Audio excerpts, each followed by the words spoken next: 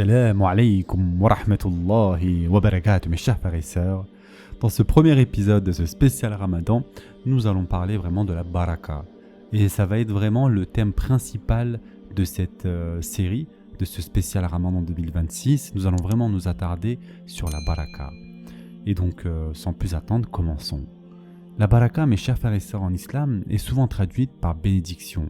Mais ce terme ne parvient pas à exprimer toute la profondeur de son sens. La baraka est un concept énigmatique, c'est comme essayer de décrire le goût du miel à quelqu'un qui n'y a jamais goûté. Pour tenter de définir la baraka, il faut construire un réseau de significations qui illustre son essence. Nous allons voir donc deux différentes définitions de la baraka, provenant de savants et d'experts. Tout d'abord, il y a la définition d'Al-Asfahani, qui est un savant du XIe siècle qui considérait la baraka comme l'attachement du bien divin à une chose. Et ensuite, nous avons le savant du XIIIe siècle, Ibn al-Qayyim, qui définissait la baraka comme l'abondance et la permanence du bien.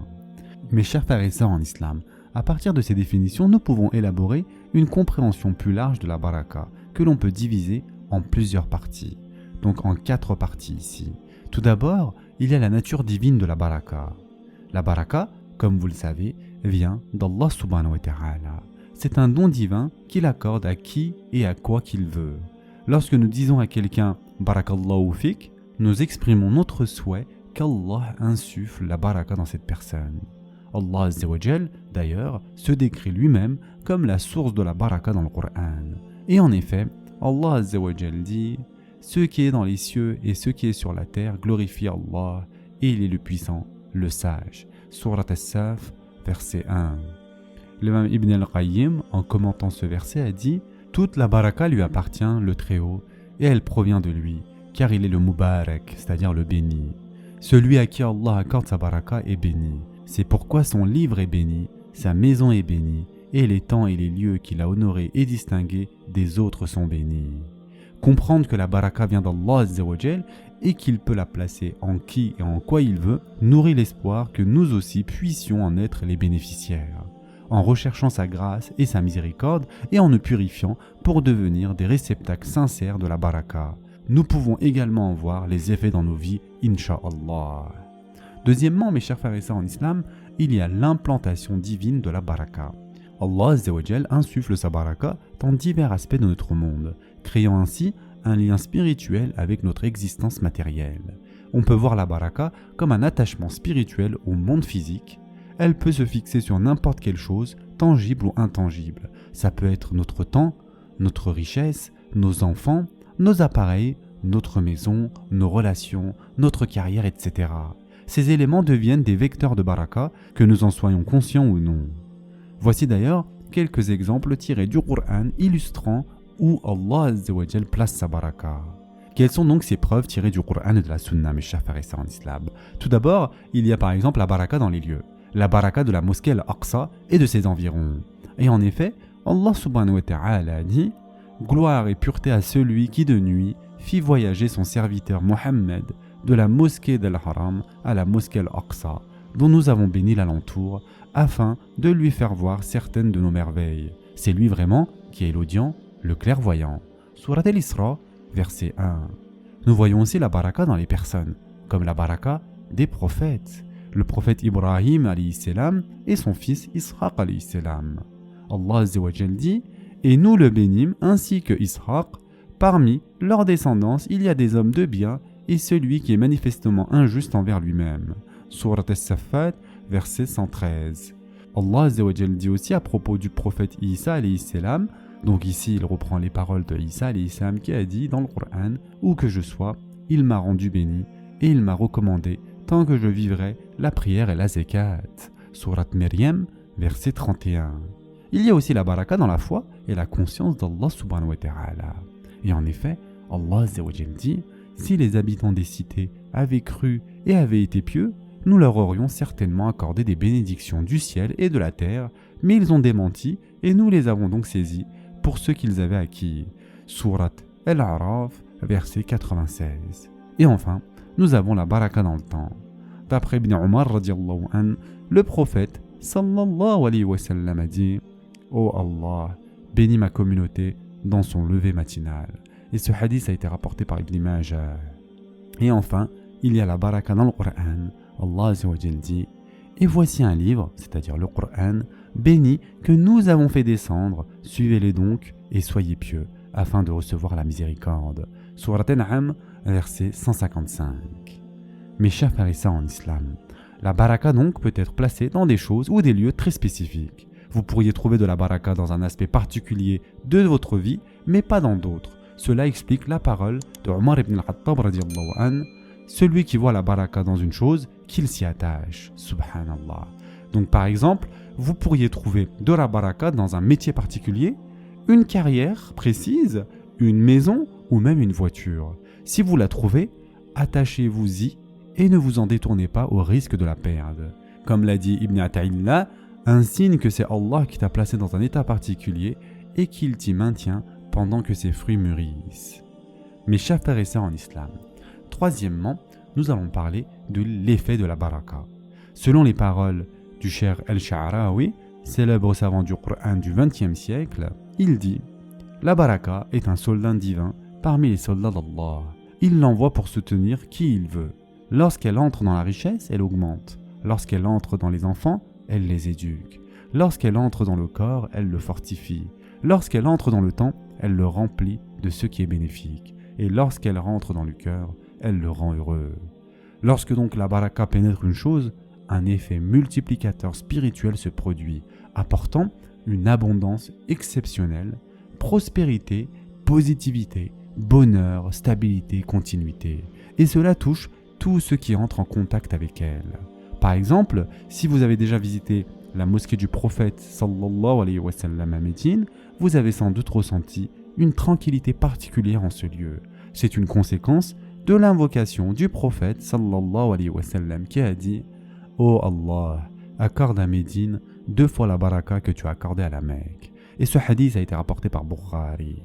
C'est la partie la plus difficile à comprendre, car la baraka dépasse les explications logiques. Elle existe au-delà du monde de cause à effet dans lequel nous vivons. Nous avons souvent du mal à accepter qu'Allah Azza wa Jal, créateur des lois de cause à effet, puisse modifier ses lois comme il le veut. Par exemple, nous donnons en aumône en pensant que notre argent est perdu, alors que la baraka, dans ce qui reste, peut en multiplier la valeur bien au-delà de ce qui a été donné.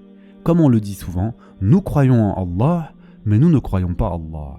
C'est tellement vrai, n'est-ce pas? Avez-vous déjà reçu plus d'invités que prévu? Mes chers frères et sœurs en islam, réfléchissez. Avez-vous déjà reçu un jour plus d'invités que prévu, en craignant que la nourriture ne suffise pas? Puis, miraculeusement, non seulement il y a assez pour tout le monde, mais il en reste encore. C'est là la puissance de la baraka. Ou peut-être avez-vous déjà connu une grande productivité tôt le matin, accomplissant en quelques minutes ce qui vous aurait pris des heures au bureau. Là encore, c'est la baraka. Mes chers frères et sœurs en islam. Donc, ce qu'il faut retenir, c'est que lorsque la baraka entre dans notre vie, nous commençons directement à constater que le temps semble s'élargir, nous permettant d'accomplir davantage, que de petites quantités de nourriture suffisent à nous rassasier, que notre argent et nos biens vont plus loin que prévu et profitent à beaucoup, et que de petits efforts ou projets donnent des résultats durables et importants. Et enfin, vous prospérez malgré les difficultés et les épreuves. A l'inverse, lorsque la baraka est absente, vous vivez dans un état constant de précipitation, de stress et de manque de temps. Une maison spacieuse paraît étroite et tendue. Les efforts restent sans fruit malgré l'abondance des ressources et une carrière ou un commerce réussi laisse un sentiment de vide et d'insatisfaction. Mes chers frères et sœurs en islam, la baraka renverse la logique du gain matériel. Une petite chose avec baraka vaut mieux qu'une grande chose sans baraka. Le prophète Youssouf alayhi salam avait 11 frères, pourtant ils se sont retournés contre lui et ont tenté de le tuer. En revanche, le prophète Moussa alayhi salam avait un seul frère, Haroun alayhi salam, qui devint prophète et le soutint dans sa mission. La baraka peut aussi entrer dans quelque chose qui est déjà abondant et en accroître encore l'impact et les bienfaits. Par exemple, le prophète Sulayman alayhi salam, qui était un prophète riche, et il demanda à Allah Azza wa Jal de lui accorder un royaume unique sur terre. Allah Azza wa Jal lui donna ce royaume, accompagné de la baraka, pour utiliser ce pouvoir au service de son message. Mes chers frères et sœurs en islam, Pour terminer, la baraka c'est un don d'Allah Azza wa Jal qui vous ramène vers Allah, qui entre dans des choses tangibles ou intangibles comme les lieux, les personnes, le temps et les idées et qui produit un effet de baraka. Comme Ibn Ata'illah a dit, celui qui a été comblé de baraka dans sa vie atteint en peu de temps des dons d'Allah qu'aucune expression ni allusion symbolique ne saurait décrire. Cette parole résume l'essence même de la baraka. Elle ne se mesure ni par les chiffres, ni par les apparences, ni par les critères matériels. Une vie bénie n'est pas forcément une vie longue, riche ou spectaculaire. C'est une vie dans laquelle peu devient beaucoup, où les actions portent des fruits inattendus et où les dons d'Allah Azza wa Jal dépassent ce que les mots peuvent exprimer. Avec la baraka, un court moment peut transformer une destinée, une petite action peut produire un impact durable, une vie simple peut laisser un héritage immense. C'est pourquoi les pieux ne cherchaient pas seulement la quantité, mais la baraka dans la quantité. C'est pourquoi les pieux ne cherchaient pas seulement la quantité, mais la baraka dans la quantité. Ce qui est béni par Allah Azza wa Jal dépasse toujours les limites du calcul humain. Et enfin, mes chers frères et sœurs en islam, quatrièmement, la baraka ramène vers Allah Azza wa Jal. On va terminer avec ça. La baraka n'est pas seulement une augmentation matérielle ou une facilité dans la vie, sa finalité véritable est de ramener le cœur vers celui qui l'a accordé, c'est-à-dire vers Allah subhanahu wa ta'ala. Lorsqu'une personne reconnaît que l'abondance, la réussite et la sérénité qu'elle vit sont des dons d'Allah Azza wa Jal et non le fruit exclusif de ses propres efforts, elle utilise ses bienfaits pour se rapprocher de lui. En revanche, si les bénédictions éloignent une personne d'Allah Azza wa Jal, alors elles ne contiennent pas de baraka. Par exemple, une personne achète une voiture et l'utilise pour se rendre à la mosquée, aider sa famille et servir sa communauté. Cette voiture contient de la baraka et celle-ci augmente à mesure qu'elle est utilisée dans l'obéissance à Allah Azza wa Jal. Une autre personne achète une voiture mais l'utilise pour commettre des péchés et fréquenter des lieux qu'Allah Azza wa Jal désapprouve. Cette voiture n'a pas de baraka ou elle perd ce qu'elle possédait. Ainsi, certaines personnes peuvent sembler extérieurement comblées, mais la véritable épreuve consiste à voir si leur bénédiction les rapproche d'Allah subhanahu wa ta'ala. N'oubliez pas que Pharaon et Qarun, par exemple, possédaient richesses et pouvoir dans ce monde. Pourtant, comme ces dons ne contenaient pas de baraka et furent utilisés pour répandre la corruption et nuire au prophète Moussa alayhi salam et à son peuple, ils devinrent finalement une cause de leur destruction. Mes chers frères et sœurs en islam, donc la baraka est un don d'Allah Azza wa Jal, on ne le répète pas assez, qui entre dans une chose, que ce soit matérielle ou immatérielle, et qui produit un effet d'abondance ou de bénéfice particulier, tout en rapprochant la personne d'Allah subhanahu wa ta'ala. C'est vraiment un point important, tout en rapprochant donc la personne d'Allah Azza wa Jal. C'est l'élément subtil et invisible du succès, celui qui augmente l'impact, la durée et le bénéfice d'une chose au-delà des attentes humaines. Dans un monde qui nous répète sans cesse que le bonheur dépend du toujours plus, la baraka nous enseigne qu'il est possible de vivre. La baraka nous enseigne qu'il est possible de vivre encore plus pleinement avec beaucoup moins. Ce sera tout pour aujourd'hui. Je vous souhaite dès maintenant un bon iftar. Pour ceux qui ont déjà fait leur iftar, je vous souhaite dès maintenant un bon tarawih.